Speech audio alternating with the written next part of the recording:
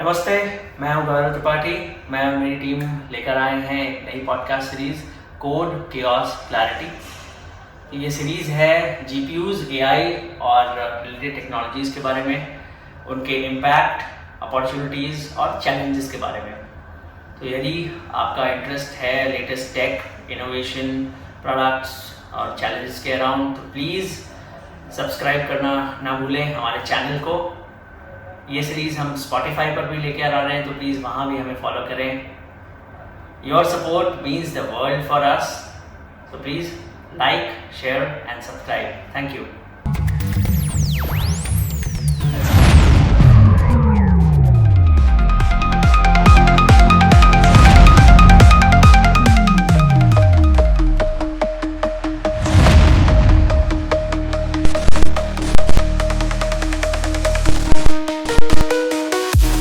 Hello everyone, my name is Gaurav Tripathi and I'm here today with Mr. Amit Rai, a technology leader whose career has spanned everything from engineering, from product, go-to-market and scaling billion-dollar businesses.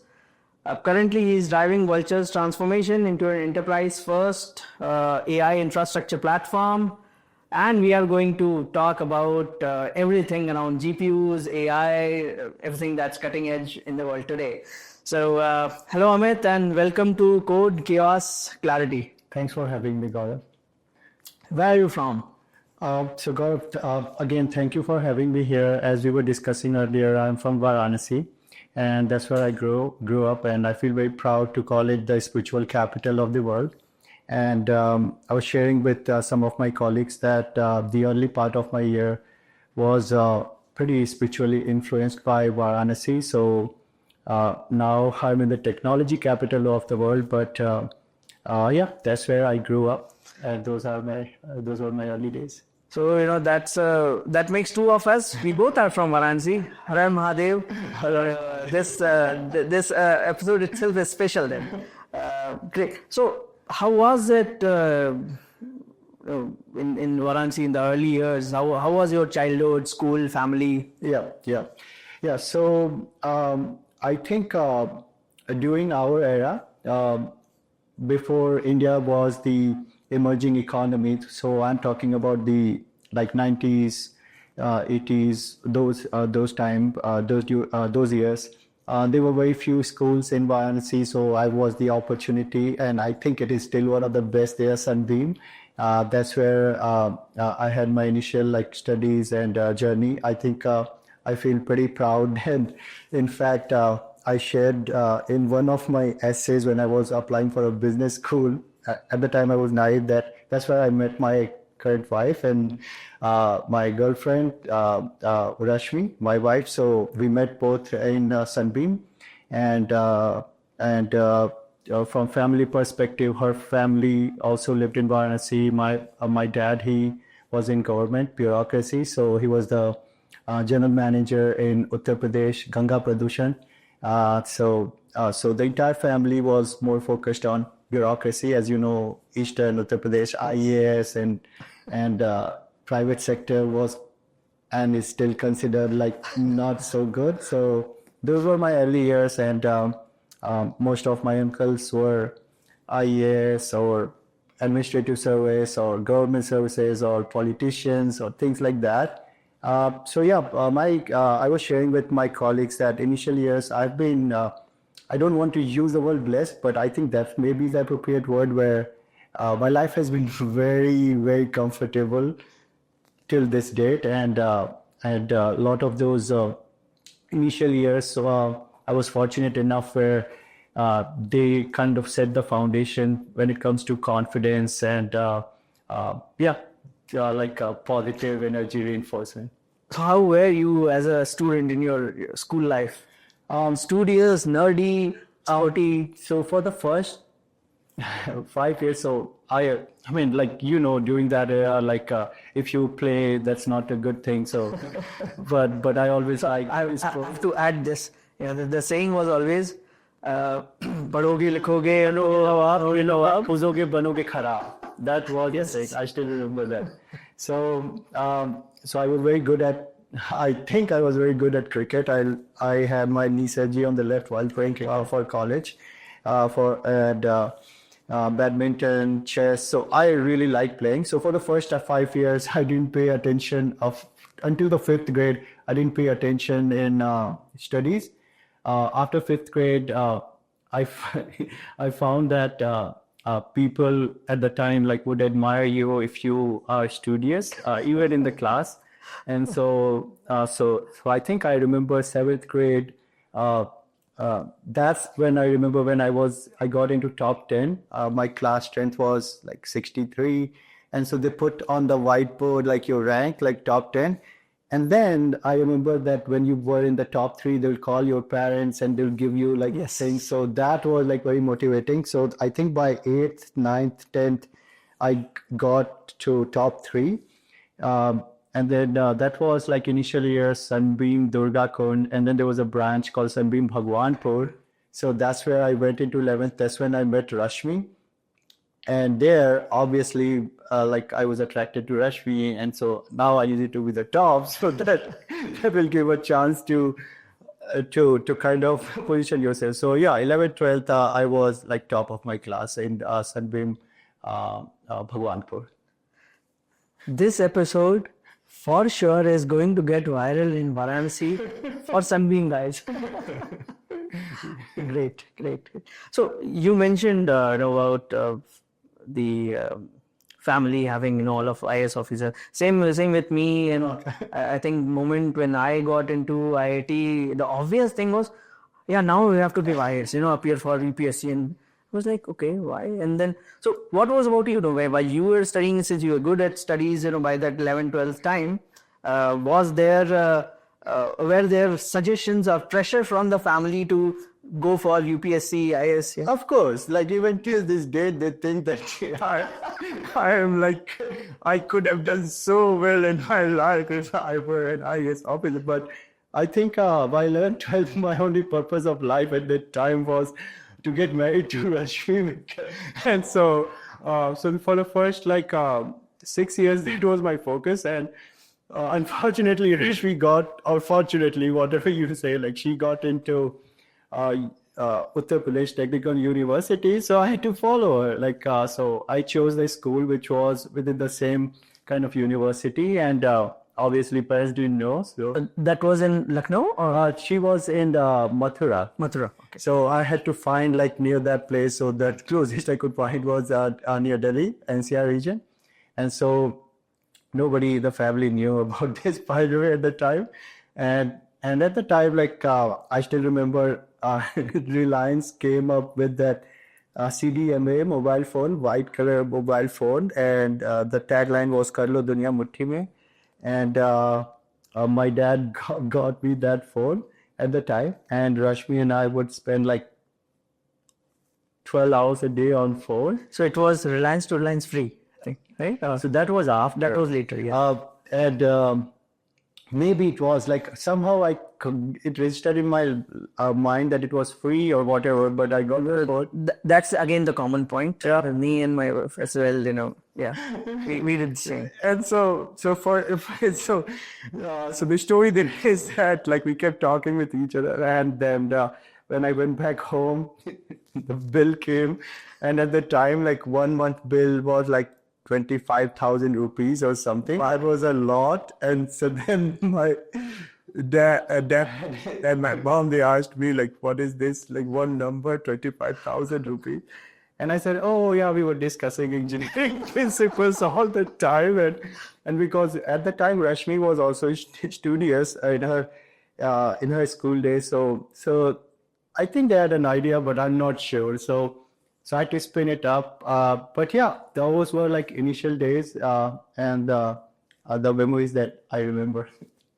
How was the college life? Very good. I mean, engineering, it sets the foundation. I don't know about these days, but at the time, ragging was very common. Actually, I was one of the folks who was suspended for ragging, because the entire school was suspended. At the time it came in the news, notorious. I didn't do anything at the time, but But the good part is in the hostels, in the college, in the hostels, like you had to share room with two other, but after the ragging, as a punishment, they gave you like single sitter. So that actually turned out to be good because now you get your own like personal room. So yeah, like it was very good. I made lifelong friends, and in fact, 30 of them came to my wedding, which was a pretty big deal in the 2009. Yeah. Yeah. And this interest into technology, or what people would call just the IT side of things, Yeah. did that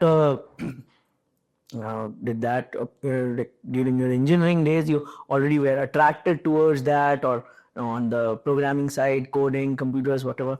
Yeah, so during my time, Infosys was regarded as the best company in India to go and work for. Narayan Murthy, his date of birth is also same as mine, 20th of August, Oh.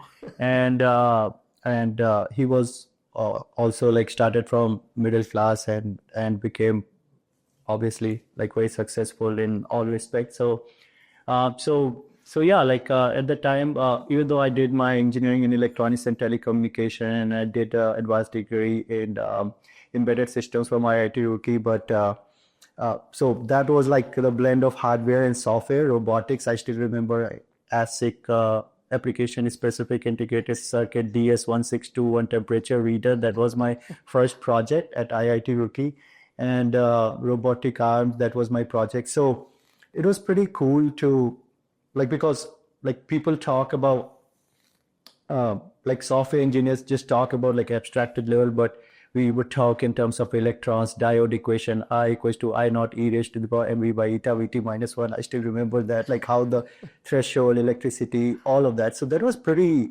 interesting even at the time, automatic control system. So it started like shaping for like, I mean, there was no AI at the time, obviously, but you could start see like putting the pieces together that you can actually create machines that can act like this were like puzzles, like act like humans. So that fascinated me. But then at the same time, I wanted to marry Rashmi, so I needed to make sure that I get into the best company, and so that was my goal, to get into Infosys, so that I can go to her parents, because at the time it was a big deal, like intercaste marriage, all of that kind of thing. So yeah, that actually shaped a lot of like forced me to, if you will, to learn about technology, and that's how I ended up in Infosys to marry Rashmi. So, in this case, again, the old adage is still to behind the success of every successful man, there is a woman. Yeah. I think she for sure played a great role, and you did get into Infosys. So how was the time there? So Infosys, again at that time, even till this day, like my memory is they had the best campus in the world. So I've never seen a campus like that. So they had everything that you can imagine for. So like swimming pools, gyms, like dorms. They would train you. They had a 6-month course where they would train you like regardless of your background, and it was like US Bachelor's of Science 4-year degree in 6 months. And at the time it was such that like if you pass the trainee period, you will never be fired from Infosys, and that's when you will get fired. So actually I did, like I was one of the top there as well, and that's when you are one of the top people at Infosys during training period. They were actually in my batch. My employee number was 64152, 64,152, and there were 700 people. That was the largest batch on 26th June, 2006. Yeah. So there were like 700 people in the batch, and condensed version of foundational knowledge and practical knowledge. And when you do well, it impacts your compensation. And so I was in the top there, and then you get the opportunity to meet with the senior leadership. So at the time I got to meet with Mohandas Pai, and yeah, he was part of the senior leadership. So it was a big deal at the time, and it was all new, like great campus, successful leaders, and It just changed the life. Like you could feel like they teach you everything there. So like everything, like how to behave, how to communicate, not only just the studies part, but like the overall. So it was definitely the defining and one of the best moment of my life, I would say, Infosys. Great. And from Infosys, and so what was the turning point? Maybe like when did you decide to go after MBA, and what was the turning point there? Yeah. So once I got married to Rashmi, because I want to be very clear, like initial phase of my life, Mission accomplished. yeah, like I wanted to get married to Rashmi, but that was not it.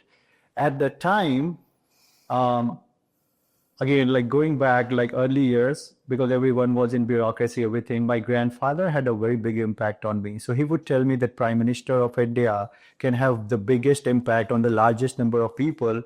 So at the time I wanted to be the Prime Minister of India. Like initial, like this is like real initial days. And this was true until recently also.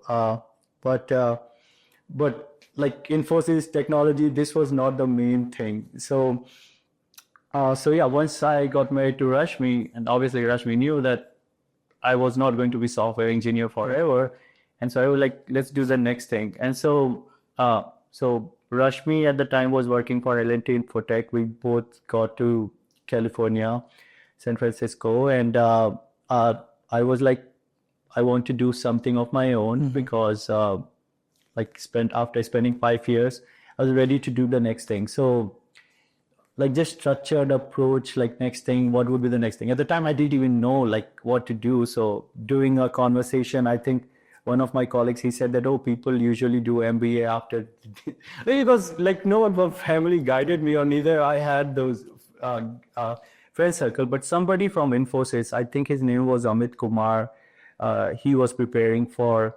MBA. He said that there's an exam called GMAT, and if you just do that, and it's much more easier than any exams that you do here, you'll just get into a college. So I did MBA, and yeah, like when I got there, I was fortunate enough where that was also free. Like the entire education was free at UC San Diego, and I got to meet with Harry Markowitz and Nobel Prize winner who came up with modern portfolio theory, and he's one of the professor who was not only Nobel Prize winner but billionaire also. So that combination is like very rare. I don't think I know anybody else who has that combination, but he had a big impact on my life also, which is essentially he came up with the risk reward portfolio optimization theory, which you can apply anywhere, which is how do you spend your time? What is the impact? Like for the same effort, somebody can be on the lower curve of the reward, somebody is going to be on the higher curve of the reward. Do you want to be on the optimized, like real high risk, high reward kind of thing? So yeah, I got into to MBA like just by accident, if you will, and one of the good things about that program was it was focused on entrepreneurship, so that's what attracted me, and use of technology. So it was very like math driven, science driven.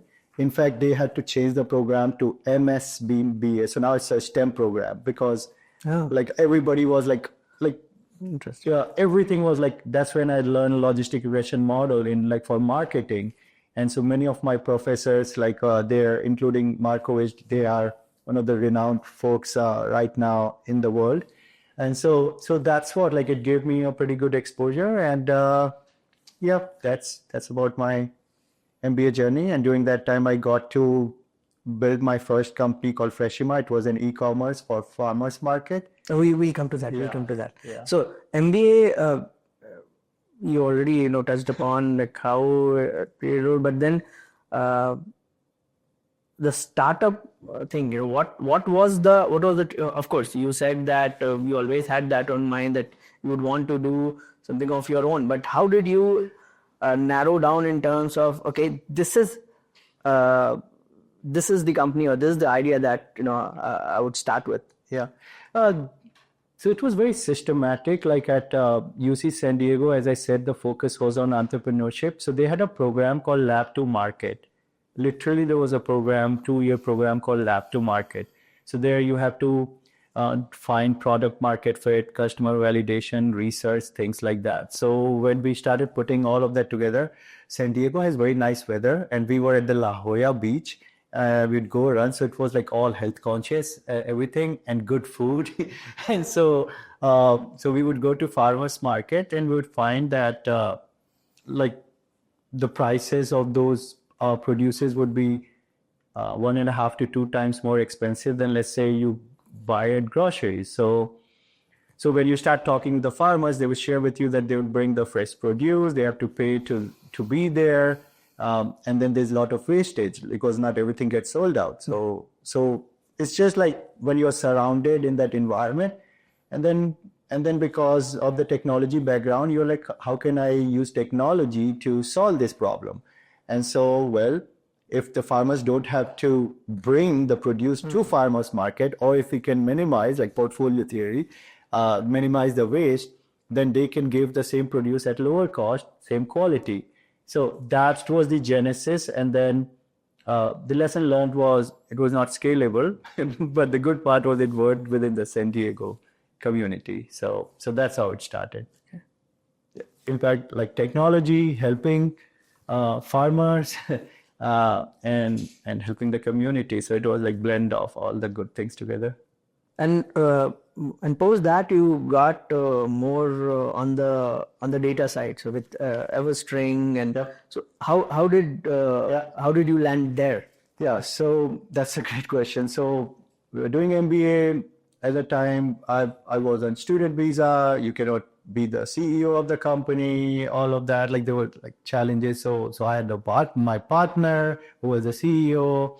I was managing go-to-market at the time, and then it was very like data-driven. The entire thing, like the entire program was all like just data crunching. So that was like almost to the core, everything.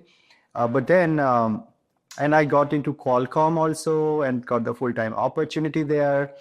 Post-internship because Paul Jacobs was professor at UC San Diego and he founded Qualcomm. So they had a very good program and I did well.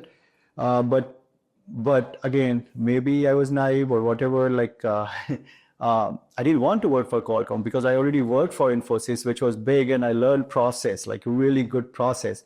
Qualcomm, I earn money so that I don't have debt. But then it would be the same thing but different. And so I just wanted to do something which was better. And so then I got to a company called Model N.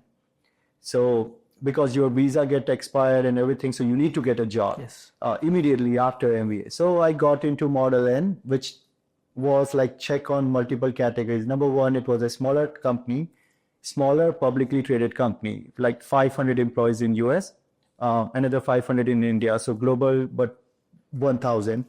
And then there I got the opportunity to meet with very good like mentors. So one of them, Ajay Dawar, he was the vice president of product at the time. And my boss at the time, CK, Charanya Kanan, they were the people who I met in the early days. And the good part is, again, like these are, you have to remember initial days where I thought whatever I think is the only right thing, nothing in the world else matters. Everybody else is not able to think the way I'm able to think. Like that's the most respectful way I can think, is say that. And so yeah, like I got into Model N. They would make you feel like as a product manager. So that's when I moved from engineering to product management, which was a perfect blend for business and technology. And it was in the pharmaceutical. So again, I didn't have any experience in pharma life science, and everything was on premise. And the challenge that I was given at the time was, can you build a SaaS product for the Model N? And I worked there for 2 years, and I built world's first global SaaS platform for any pharmaceutical companies in the world. And the top 10 pharmaceuticals companies started using my product. And then at that time, I realized that TAM was limited. Like there are only so many pharmaceutical companies. So that's when the concept of that no matter how hard I work, there is very limited upside. And so during that time, I met JJ, Cardwell, my partner, my mentor, my best friend, advisor, who I'm working with now, we both built Everstring. And another co-founder, he was from Stanford, Vincent Yang, and then few other PhDs from Stanford as well, Hua Gao, and there are a few other people, and Yisheng, Chen, Yi. These were like some initial folks, and we built Everstring, and so data science, all of that, and that was the beginning of Everstring. And yeah, I can talk about that like in the next section or whatever. Yeah, so at Everstring, that's what I was reading about, and that was almost 10 years back when it was quite early, and signals were emerging, like how you could use data, and now you can really use data to answer questions. Of course, this was just around the time when even the entire wave around AI was coming. So how did that influence your thinking in terms of, could you see the upcoming AI wave, and could you see in terms of like how valuable the whole thesis around data is going to be? Yep, great question. So one of the things that you'll find is that my experience has always been into the B2B space. When people talk about data, they typically think about an AI, they think about commercial applications like Facebook, Google. Very few people on planet Earth realize that B2B AI is much more difficult because data is sparse, so you have less data, and data is incorrect. And so that was one of the lessons learned where I failed. We failed like initially, which is initially we thought, first we wanted to go after the broadest TAM. Every B2B company on planet Earth, they have salespeople and marketing. So TAM, check. We raised like $100 million in Series B at the time. That was a big deal. Yeah. Like you're talking about 10 years ago. And that too from Lightspeed Ventures, like the top VCs there. So TAM was big, and the thesis was very solid, which is, can we automate sales? Like imagine if you are a seller, you closed a deal.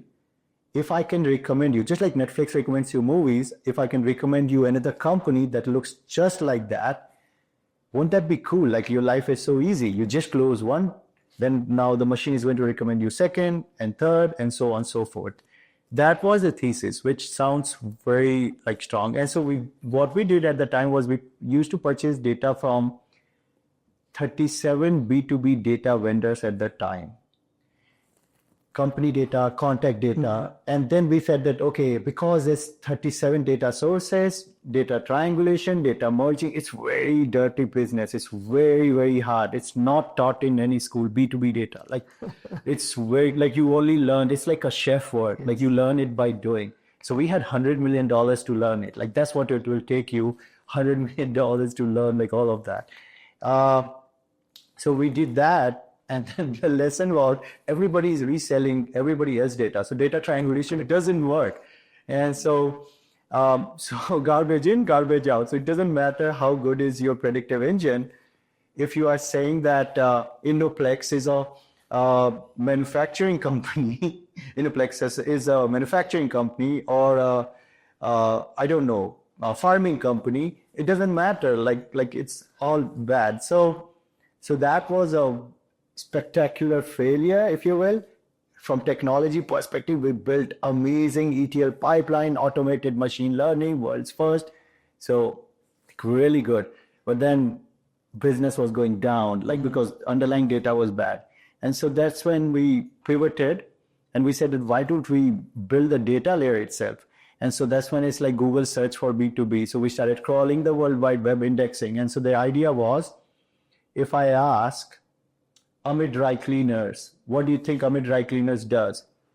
The name of the company is Amit Rai Cleaners. They do dry cleaning. What's the industry? Professional services, dry cleaning. What do you think is the revenue of dry cleaners? Well, $0 to $1 million. So you can like predict. Correct. And so now we build the entire data layer, and we started competing with Dun & Bradstreet, which has been in the industry for 150 years. So go after a well-established, slow dinosaur and big market, and something that nobody else can do, which is very, very hard, but like very specific. And so that's what we did. And we built the search engine. And then after that, we sold that asset to Zoominfo. So, Everstring, Zoominfo, what happened? So, so we were talking about like Everstring, right? So we pivoted to the data company, search engine for B2B. And there is a TV series called Silicon Valley. Silicon Valley, of course. You remember there's a scene where the guy comes up with a classification of pizza, not pizza? You know, it's like I encourage you all to search for that on YouTube. It's so hilarious. But that was a turning point, like where when I was that, and I was like, we can apply that for industry classification. Literally, that was the idea. So, so I've got 4 patents. One of that was like classification for industry, and so like it's very hard for the machine to figure out the exact industry. It was very hard for the machine to, like at the time, business semantics. It was unigrams, bigrams, trigrams, quadgrams, 1 words, 2 words, 3 words, 4 words. Now you have got LLMs and everything, but at the time that was a big deal. And so, so that idea that if we give the machine 1,000 industries and ask, is Amit Rai Cleaner a software company or not? It can answer that. We applied the same principle to come up with the world's best industry classification. And so essentially we started building assets to build a data layer. And we had patent for something called fit intent recency engagement, which is using data. And because we already had the machine learning recommendation layer, so it will tell you which company to go after, that's fit. We applied that yesterday. They saw that in action. Intent, are they researching for your product in the market? Recency, how recently they were researching. Engagement, have they come to your website? If it is checked on all 4 boxes, that's the lead that you want to go after. So we built that, packaged it, and then those were the initial $0 to $10 million and getting the company profitably. And then we wanted to be part of company which was like bigger and will have biggest impact. So then we sold it to Zoominfo. Zoominfo is objectively world's best go-to-market company because that's what they're built for. That's their like stock ticker. Now they are called GTM. They changed it to GTM. We are a customer. Yeah, like anybody who is in B2B sales, like big time. So Henry Schuck is one of the best founders, energy, passion, like you can think of. Like the guy is very motivational, inspirational. But the main part is like we were able to like build this company and get to Zoominfo because we knew that the impact would be much more bigger because of the larger sales organization.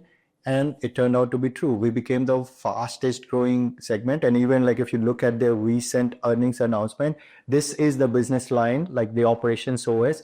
I got the opportunity to acquire other companies also there, like the 2,000 plus like go-to-market team members. So it was all about scale. The first 0 to 10 was the hardest because it's all about hustle and failure and pivoting and mistakes. And it's very, very hard. 10 to 20 is product market fit. And then 20 to, believe it or not, 20 to 250 was like just hire right people or fire wrong people and build a team and build a process and just trust the team and they will be able to scale. So that's what I learned at Zoominfo. I was fortunate to actually have a boss, Chris Hayes, president of and chief operating officer at Zoominfo, the best go-to-market guy in the world. And so yeah, that was the journey at Zoominfo. And it turned out well, like financially and learning-wise, like everything. So and I built long-lasting relationships. So we acquired a company called Ringlead. Their co-founder, she worked for me. She's right now SVP at Zoominfo for data as a service. And Grant Green, another co-founder, he now works for me at Vultr. Henry may not like that, but but like we built very long-lasting relationship also, and have been fortunate to be surrounded by people who always knew more than I do, And I was sharing with Piyush that it's very uncomfortable situation. Like when you change industry, like if you look at my industry, it's like different all the time. So you're always learning there. SaaS, DaaS, infrastructure as a service, AI as a service, again, entire new domain. So it's like very uncomfortable, but then optimization principle, high risk, high reward, optimize. So that has been very like fulfilling. So that's the journey from Everstring to Zoominfo. So now coming to Vultr. Okay. So what's the story behind Vultr, and what's the mission that Vultr is on? Yeah. So before I talk about Vultr, I want to make sure that I give you a story about Vultr. So yeah, sure. JJ Cardwell, who is the CEO of Vultr, he's my friend, partner. He's the most fair person in the world. He's my best friend, and we have, like at Everstring, we have gone through very difficult times that built our relationship like really, really solid. And so as I was ready to take on the next role, obviously like reference, he was my reference, and I had like few CEO roles to take on. JJ said that, why don't you join Vultr? Because the day when we sold Everstring, he joined here as a CEO. And after 3 years at Zoominfo, after your golden handcuffs are gone and everything, like, you know, that part. And so then as I was ready to make next move, JJ said that, hey, why don't you join Vultr? And I'm like, I don't know, what's Vultr? Why is someone named Vultr? Like, it's so weird. And then he gave me the story that this company was built by a co-founder. So David Anivosky, who is the managing director, co-founder, an introvert engineer, network engineer, where he didn't want to talk with salespeople, marketing people, or any human. And so he wanted to make sure that we optimized it, SEO optimized. How many companies start with the word letter V? What's the 5-letter word? Wow. VULTR. It is the world's largest, like optimized. It is the world's largest bootstrapped company built ever. Profitable. 0 to $100 million, zero outside funding, zero sales, zero marketing, 185 countries, users from 185 countries, 32 locations globally, all product-led growth. The only other 3 companies you can think of, Salesforce, MailChimp, Slack, Basecamp, Atlassian, SolarWind, like you can name, like not. Yeah, okay. And but when you put like Bootstrap, you'll find none. Profitable, none. And so JJ, when he was partners at Summit Partners, which is very reputed, he was partner. He would try to buy this company at the time, but then the founder declined to take the offer. But when JJ sold Everstring, he asked him to come join and said, like, let's like take this company public. So I just wanted to give you that. And so he gave me that story, which I just shared with you. And then he shared with me a few numbers. Total addressable market. Last year itself, AWS, GCP, Azure, they sold roughly $250 billion of just infrastructure as a service. So it's like insane. So if you think about $1 trillion market cap, like TAM, total addressable market, $1 trillion, which is $1,000 billion. What's 10% of 1,000? That's 100 billion. What's 1%? That's 10 billion. What's 0.1%? There's still a billion. So what it means is that if I lose 99% of the time, 99.9% of the time, I will still be a multi-billion dollar market cap company. And so this was like sure shot win, like Markovic principle in my head, like, oh, this is like sure shot, like we are going to be a large company. So that's number one. Number two, zero sales, zero marketing. So this was an opportunity, like, so public scale company in terms of revenue, in terms of profitability, but the upside is you can compete with the hyperscalers. So now I just meant to build an enterprise go-to-market, and which is what I've been doing for the last 10 years, using AI machine learning. Like literally, objectively, that's what I've done. And so that's why JJ was like, do that. And how do we make high performance compute, not just GPU, but CPU, make it available globally? So that was all like check, big TAM, big need, cutting edge, like technology. There's nothing more sexy than this space. Working with your best friend, people who you trust. It's like, again, Amit is getting lucky again. Life is good. So that's why I joined Vultr, and that's the story about Vultr. So here at Vultr and otherwise, you've been talking about democratizing access to compute. And today, what we see every day, there are new models being launched, and as always, somewhere it goes to the line, bigger is better.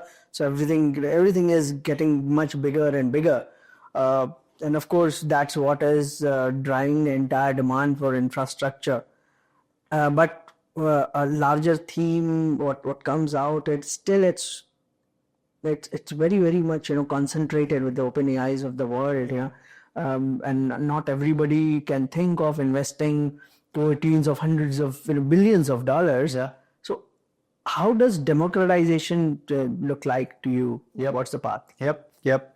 Yeah, great question. So I'm going to share with you the way I see the world and how the landscape is evolving. So you rightly said that category one, large foundational model companies, which is high capital extensive.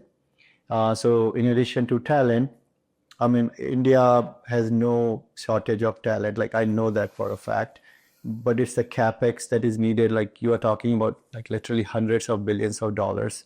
So those I call foundational model companies. And within that, like, you have closed like OpenAI, and then Meta is playing a very big important role. DeepSeek from China, like Mistral. These are some examples of open source. I think so that's foundational model companies. So that's part number one. You are right about that. I would say they will continue to invest because their goal is like AGI and all of that, like literally pushing the boundaries there. So there will be like continued investment there. So let's say they're like very training focused, like a lot of extensive capex investment. So that's category one type of company. Then the second is where I see like a lot of emerging opportunities for India and rest other part of the world, like democratization, if you will, is fine tuning. And so fine tuning meaning like in your company itself, like the data is going to be like proprietary, your own company data. So how do you use those open source model and fine tune and train using your model? So that would be not as capital extensive as we were talking about, like the foundational model. So that's category two. I think right now that's where we are seeing a lot of innovation and company like yours, where they're doing great work. And so social AI company like Chai, Captions, drug discovery companies, IPA Therapeutics, your company, there are like several. Like, this is an area where you can actually make impact in lives, like real lives of people. So that's the second category where I'm seeing a lot of innovation happening. And so far, these things have been dominated by, as we were discussing before, NVIDIA ecosystem. Now there's a third category, which is once you have done the training, now you want to deploy this at scale so that use cases, adoption. So that's the third category of company. How do you enable the future SaaS companies who are going to be consumer, all these companies, how do they make these intelligence available to different kind of use cases, apps? Those will be inference centric companies. And I'm pretty confident that that's where AMD is going to play a very, very big role, because if you look at their roadmap, the RAM per chip, they continue to keep making it bigger and bigger. So it's like literally so that's an area where I'm almost like, if I have to bet, like India is going to lead the way there. I'm getting goosebumps, but like I think that's where like companies like yours will make those things accessible to the larger ecosystem. And so yeah, my bet is to find more companies like yours, and you guys trust us so that like you can have like use our infrastructure, and then we'll enable like the broader ecosystem in India. So that's how I think about the world. And I feel pretty convicted, and so far I've been lucky. Great. See, you have been in the Bay Area for almost two decades now, and you have seen the, of course, the valley, innovation, everything. But when you look outside, let's say maybe Europe or India or China. What do you see? It's happening. So one, I call it AI that's happening in Valley versus AI that's being talked about elsewhere. What do you see the difference? Is it so? One you describe in terms of the category one, the foundation models company in the category 2 and 3. Yeah. But do you see that it is still playing out the same way that Silicon Valley will continue leading more on the category one, the foundation model companies, or do you see that there are other pockets globally where category one kind of companies will emerge, or largely would be the rest of the world would be category 2, 3? What do you see? Yeah. So at the current moment, if I have to split the world, I would say for 60, 30, 10, or maybe 50, 40, 10. 50% US, 40% China, 10% Europe. That's how I see the world in those like the two, like first two, because we are still in those first two phases. Lot of companies, like thousands of companies, because that's what I do for a living. Like in US, like if I identify those type of companies, like for example, autonomous driving. There's a company called Hem.ai. We are currently in discussion with them, very good relationship with them. They are like open source for autonomous driving. So unlike Teslas of the world and everyone who uses supervised machine learning, they are using unsupervised machine learning, and they're using Gen AI to create scenarios to train their machine. You cannot have autonomous driving here in Bangalore. But I'm just sharing with you that theoretically maybe you can create scenarios that can be trained for even India also. I don't know, but like what I'm saying is there are thousands of companies in US, and I know for a fact that it's a national policy mandate in China, and because of the type of government there is, like when there is a mandate there, it happens. And so they have like foundational model companies like DeepSeek, and that's why they're getting accolades from the top. Of course.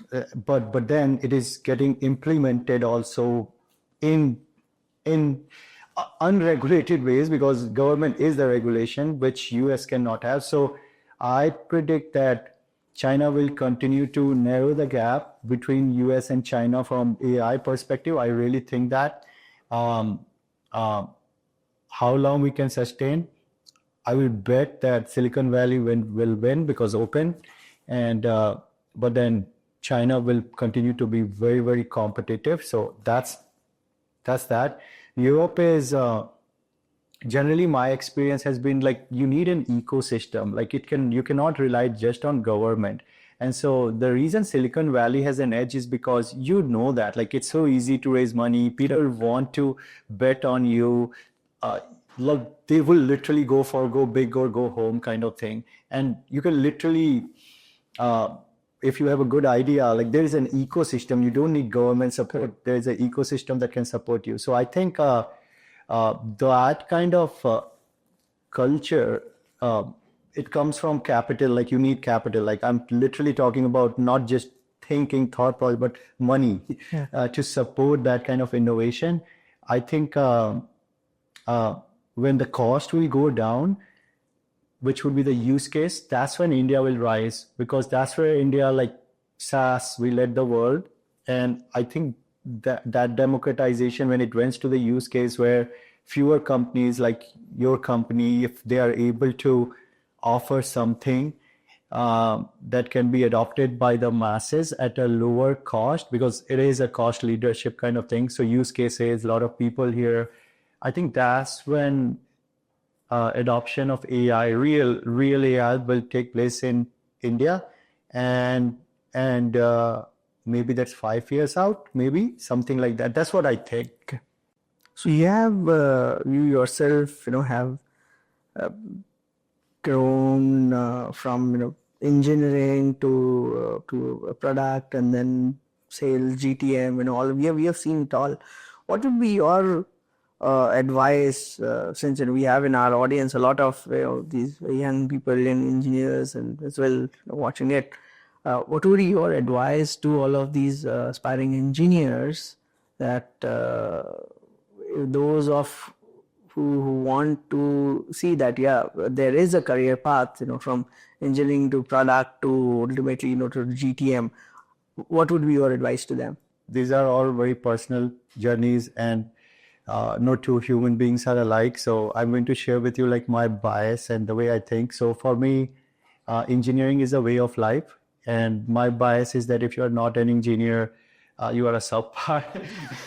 And so, and the reason is it's like a way of living. Like you break things into chunks. So that's number one. I just wanted to call that out. Like everything, like anything, every interaction, there is a constant calculation. Any goal, no matter how big it is, you have to think, because everything has been built by human beings itself.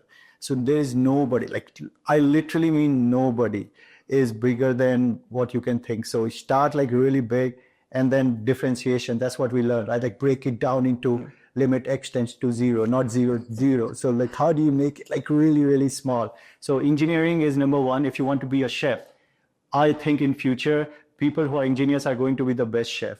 Deepak Mishra, IIT Mumbai, BTech, MTech, like my classmate, like he came one of the best directors, Panchayat movie, right? Like Panchayat on Amazon Prime, I saw that, and then and the actor also is also from IIT Mumbai. So all I'm trying to say is engineering tells you the way of living. So that's number one. Especially in the technology world, but like I should not even say especially, because any field right now you are going to have an impact of technology. So that's number one, engineering, like engineering mindset, like that's very, very important. Like if you want to be the world's best chef, or if you want to be the world's best artist, or if you want to be the world's best musician, like world's best, not like okay, like world's best. Now you can interact with AI and you can spend time with them to be like very creative, and it can personalize your needs. So that's very, very, very, very important. And then beyond that, you listen to your calling, like and most of the time you won't know what you want, but it can be anything, like whatever you want, like aspire for the biggest thing, or whatever you want, and just get into the direction. So yeah, having an engineering mindset, thinking big, and then after that, boring things, but very important things. Try to embrace like boringness, like very consistent. So sales, like the best sellers in the world, their success rate is 20%. You know what that means? 80% of the time they hear no. It's a very hard job. That's what I learned. Engineering is very predictable as a software engineer. Sales, nothing is like predictable. So how do you make sure? So that for that, you have to be very genuine. You have to work on mindfulness. You have to work on your, like, just like how you go to gym for physical exercise. So if I ask you, can you lift 100 pounds? Oh, if you want to be healthy, just go run every day, eat right, and just like pull weights. It's so easy. But if somebody is unfit, they cannot do that. Similarly, when I say just be calm, be able to think through things, like think through details, these things like at a very high level seem simple, but like the way you can get is mindfulness, practice meditation, and that will bring you clarity in purpose and will help you to break your things into smaller. And then the last thing that I'll say is be dependable. Like your reputation is the biggest currency that you can get. So try everything possible. When you say something, you do everything possible to follow through that. I think, yeah, very basic things, then you'll be successful in whatever you want to achieve and however you want to define success. You mentioned about Harry Markowitz as your mentor, so that leads me to one last question, which should be importance of having the right mentor, for people in general. What do you see? These days, books are very accessible. Read variety of books on variety of topics, which has nothing to do with your field.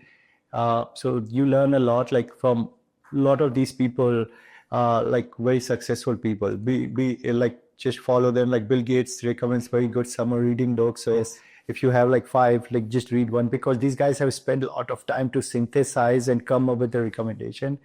So those act like very good mentors. And then whenever you are interacting with people, like observe for those small things, like everybody has something to offer, and keep adding it. It's literally like differentiation, and now we're talking about integration, like list x tends to zero, like keep bringing it, and so that you will evolve as your own unique person. And then having someone in your job, outside your job, like different categories may have different kind of experts, so-called experts and mentors. So reach out to them, like just like discussion, because they'll never have the entire context, but it's very good to brainstorm with them, and that forces you to kind of open your horizon.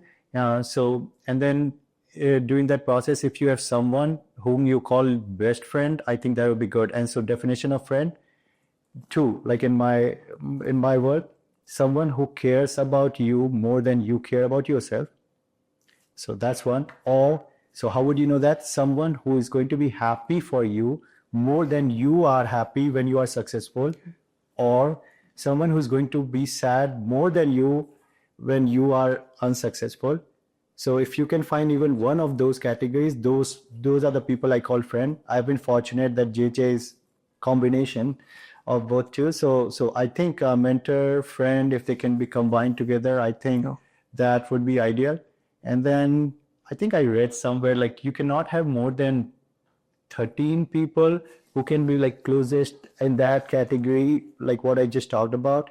So so far I would say I have got maybe 3 and my goal is that in the next 10 years, 20 years, if I can add that and get it to 13, I feel very fortunate. So those is continue to work on that, because all of those things beyond your family take time, and you'll find that as time progresses, time becomes very valuable, and you don't have. Okay, so talking about goals, the final question: what's next for you at Vultr? What's the goal? Vultr is very big TAM.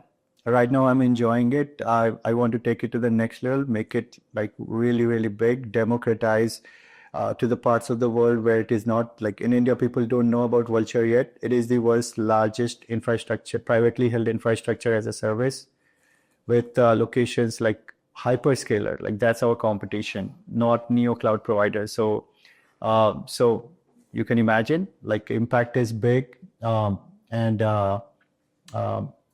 democratization, making it accessible to all the parts of the world. So it's a very big tab. So it will take like some time, and working with your best friend, I think it will continue for a while. So I'm not thinking about anything else. Great. Thanks a lot, Amit, for being with us. And I know you have been crisscrossing the world and having a pit stop here in Pune for this episode. Really meant a lot. Thank you, and my best wishes for you at Vultr. Thank you. Thanks a lot. Thank you. Thanks. Hope ये podcast आपको पसंद आया होगा. अगर हाँ तो like करें, share करें अपने मित्रों के साथ, और please don't forget to subscribe our channel. And yes, don't forget to press the bell icon ताकि आपको notifications मिलते रहें हमारे हर नए एपिसोड्स के बारे में. एंड मिलते हैं एक नए एपिसोड में हमारे नए गेस्ट के साथ. Till then, thank you.